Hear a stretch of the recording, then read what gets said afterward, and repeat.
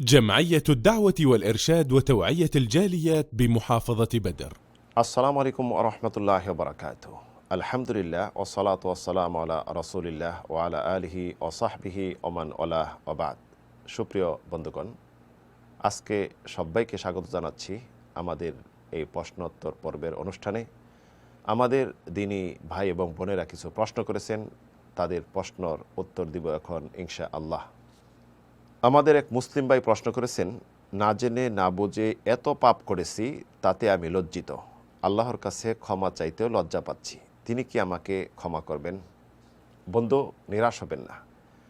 মহান রব্বুল আলামিন যে তিনি কত ক্ষমাশীল, কত দয়ালু, তার সম্পর্কে যদি সাম্য জ্ঞান একজন মুসলিম রাখে, তাহলে এমন প্রশ্ন কেউ করবে না বা এমন ধারণা কেউ করবে না।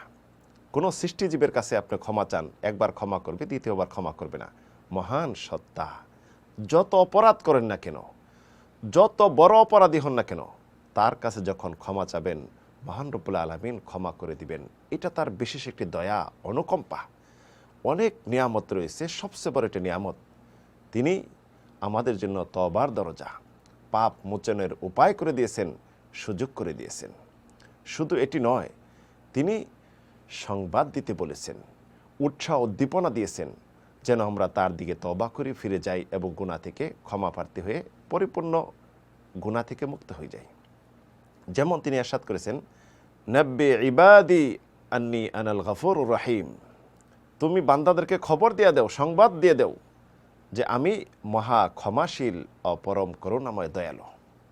অন্যত্র তিনি ইরশাদ করেছেন, ইয়া আইয়ুহাল্লাযীনা আমানু তুবু ইলাল্লাহি তাওবাতান নাসুহা, হে ঈমানদারগণ, তোমরা আমার দিকে একনিষ্ঠভাবে সত্যিকার অর্থে তওবা করো। অন্যত্র তিনি ইরশাদ করেছেন, তুবু ইলাল্লাহি জামিআন আইয়ুহাল মুমিনুন লাআল্লাকুম তুফলিহুন, হে মুমিনগণ, তোমরা সকলেই আল্লাহর দিকে তওবা করো, ক্ষমা প্রার্থী হও, আল্লাহ রাব্বুল আলামিন তোমাদেরকে ক্ষমা করে দিবেন এবং তোমরা সফলকাম হতে পারবে। একজন মুসলিম পাপ করবে, এটা স্বাভাবিক, পাপ করতে পারে, নিষ্পাপ কেউ নয়। তবে উচিত হবে পাপ করার সাথে সাথে যেন ক্ষমা প্রার্থী হয়ে তওবা করে পাপগুলি মোচন করে। কিন্তু দেখা যায় অনেকে দেরি করে, তারপরও আল্লাহ রাব্বুল আলামিন শাস্তি দেন না, ধৈর্য ধরেন, যে যখনই সে ভুল বুঝে আমার দিকে ফিরে আসবে, ক্ষমা প্রার্থী হবে, তওবা করবে, আমি তাকে ক্ষমা করে দিব। সুবহানাল্লাহ। রাসূল ইরশাদ করেছেন, ইন্নাল্লাহা ইয়াবসুতু ইয়াদাহু বিল-লাইল লিয়াতুবু মুসিউন নাহার, মহান রব্বুল আলামিন রাত্রিতে অপেক্ষা করেন, ডাকেন, আহ্বান করেন, কে আছে পাপ করেছো, আসো আমি ক্ষমা করে দিই। দিনে যে পাপগুলি করেছে, রাত্রিতে ক্ষমার সুযোগ রয়েছে। ওয়ায়াবসুতু ইয়াদাহু বিন-নাহার লিয়াতুবু মুসিউল লাইল, এমনইভাবে দিনে তিনি আহ্বান করতে থাকেন, অপেক্ষা করেন যে কে রাত্রিতে ভুলবশত পাপ করে ফেলেছে, তৎক্ষণি ক্ষমা প্রার্থী হয়নি, দিনে যেন ক্ষমা প্রার্থী হয়, আল্লাহ তাদেরকে ক্ষমা করে দেন। হাত্তা তাতলু আশ-শামসু মিন মাগরিবিহা, অর্থাৎ যখন কিয়ামতের পূর্বে সূর্য পশ্চিম দিক থেকে উদিত হবে, সেই দিন থেকে তওবার দরজা বন্ধ। আরেকটি হলো তওবার দরজা বন্ধ, রূহ যখন কণ্ঠনালীতে চলে আসবে তখন তওবার দরজা বন্ধ। এছাড়া তওবার দরজা সবসময় আপনার জন্য খোলা। যত পাপ করেন না কেন, তৎক্ষণাৎ তওবা করেন, আল্লাহ রাব্বুল আলামিন তার মেহেরবানি দয়াতে তিনি তওবা কবুল করবেন এবং আপনাকে ক্ষমা করে দিবেন। বিশ্বনবী সাল্লাল্লাহু আলাইহি সাল্লাম তিনি এক বৈঠকে 100-র অধিক তওবা করতেন।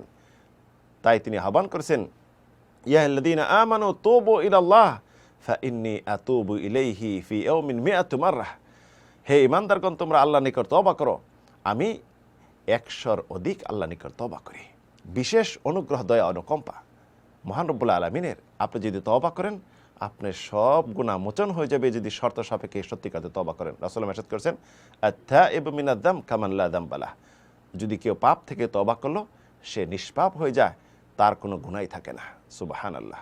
তাই প্রিয় বন্ধু, নিরাশ হবেন না, আল্লাহর কাছে তওবা করেন, আল্লাহ রাব্বুল আলামিন আপনার তওবা কবুল করবেন। আল্লাহু আলাম ওয়া সাল্লাল্লাহু আলা নবিনা মুহাম্মদ।